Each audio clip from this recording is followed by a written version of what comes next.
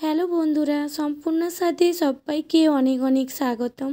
আবারও একটি রেসিপি নিয়ে এসেছি, ইঁচড়ের রেসিপি। প্রথমে ইঁচড় কেটে নেব।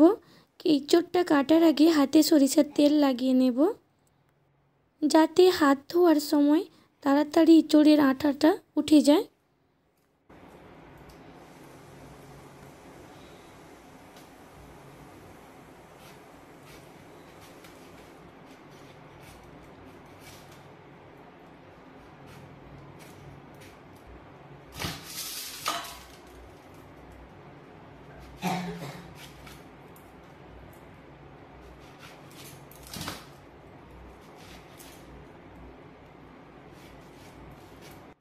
ইঁচড়টা কাটা হয়ে গেছে। আলুটা আমি আগেই কেটে রেখেছিলাম। এবার ইঁচড় আর আলু একসঙ্গে সিদ্ধ করে নেব, তাই জলের মধ্যে পরিমাণ মতো লবণ দিয়ে দিলাম।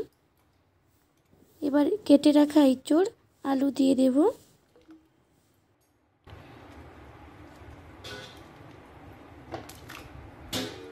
এই লবণটা যেটা দিয়েছি, এরপরে আর লবণ লাগবে না, তাই পরিমাণ মতো দেখেই লবণ দিয়ে দিয়েছি।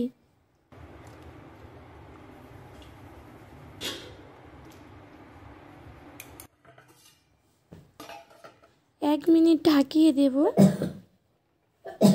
দেখুন জলটা গরম হয়ে গেছে। এবার হলুদ দিয়ে দেব। হলুদটা আমি প্রথমেই দিইনি এই কারণে যে প্রথমে দিলে ওপরে জলের ওপরটাই ফেনা ফেনা হয়ে ভেসে যেত, তাই জলটা গরম হওয়ার পরে হলুদটা দিয়েছি।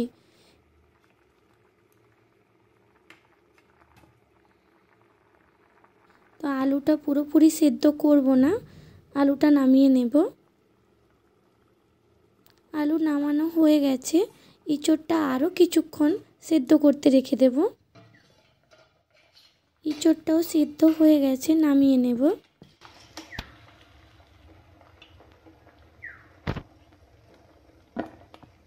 এই দেখুন ইঁচড়টা খুব ভালোভাবে সিদ্ধ হয়ে গেছে।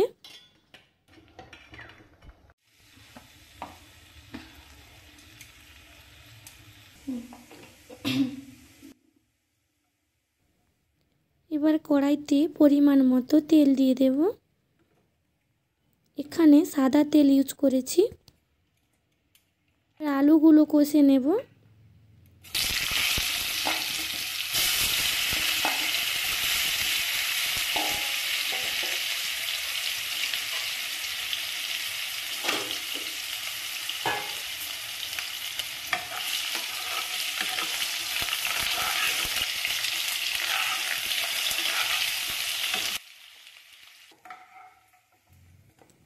আলু কষা হয়ে গেছে।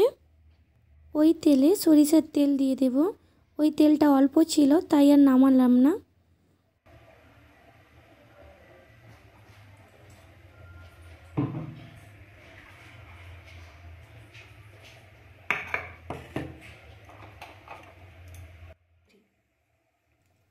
তেলটা গরম হয়ে গেছে। এবার 5 ফোড়ন দিয়ে দেব।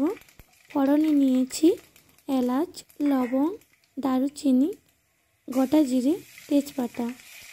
এবার ওর মধ্যে রসুন পেস্ট দিয়ে দেব।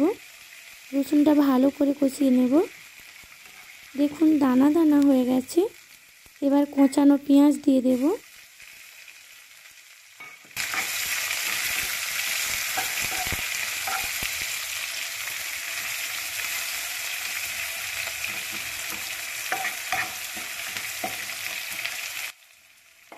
পেঁয়াজটা যাতে ভালোভাবে কষে যায়, তাই পরিমাণ মতো লবণ দিয়ে দেব।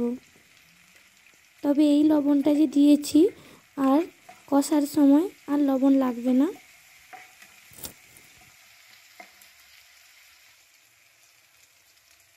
এই মশলাটা কষার সময় অবশ্যই গ্যাসের ফ্লেমটা কম রাখবেন, নাহলে মশলাটা লেগে যাবে।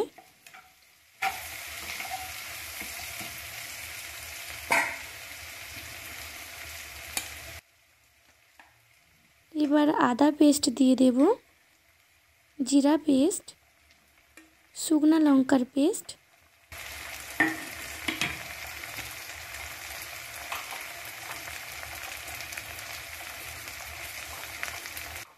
আর সামান্য পরিমাণে লঙ্কা গুঁড়ো, হলুদ গুঁড়ো লঙ্কা গুঁড়োটা ইউজ করেছি যাতে আরও ভালো কালার আসে। এবার সব কটা মশলা একসঙ্গে কষে নেব।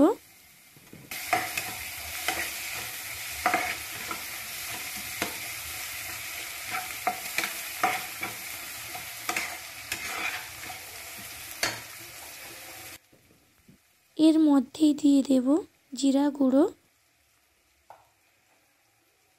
ধনে গুঁড়ো দিয়ে ভালোভাবে কষে নেব।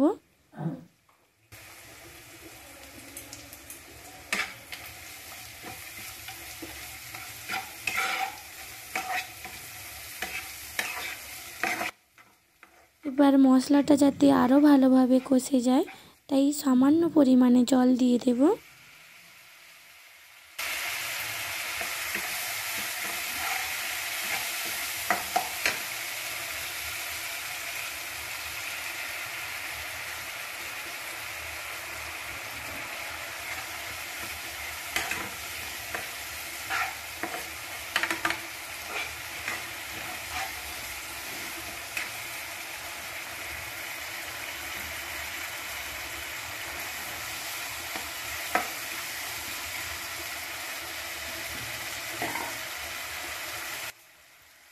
দেখুন মশলা থেকে তেল ছাড়তে লেগেছে। মশলা থেকে পুরোপুরি তেল ছেড়ে দিয়েছে। এবার সেদ্ধ করা এঁচোড় আর আলু দিয়ে দেব।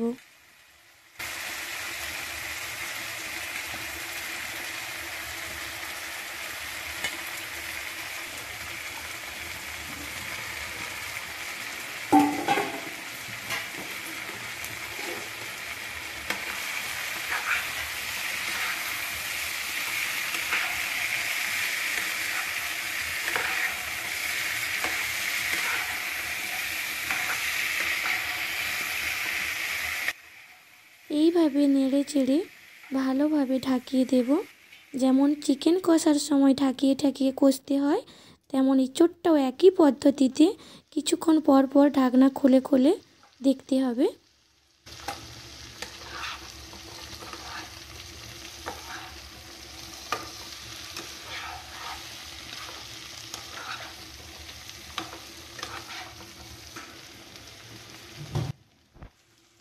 এঁচোড় কষা হয়ে গেছে।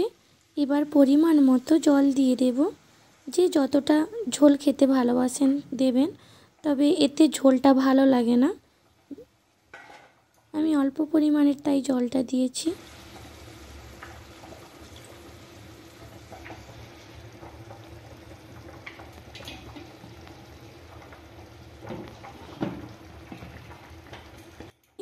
এবার কিছুক্ষণ ঢাকিয়ে দেব। এবার গ্যাসের ফ্লেমটা 2 মিনিটের জন্য বাড়িয়ে দেব। 2 মিনিটেই রান্নাটা হয়ে যাবে।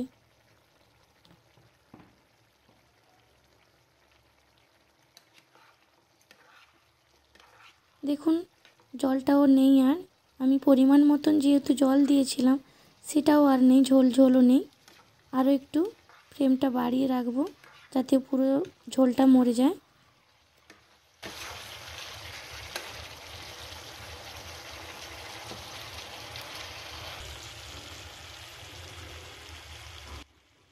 এবার গরম মশলা দিয়ে দেব। গরম মশলাটা দেওয়ার পরে ভালোভাবে নাড়িয়ে চাড়িয়ে এদিক ওদিক করে নিয়ে নেব।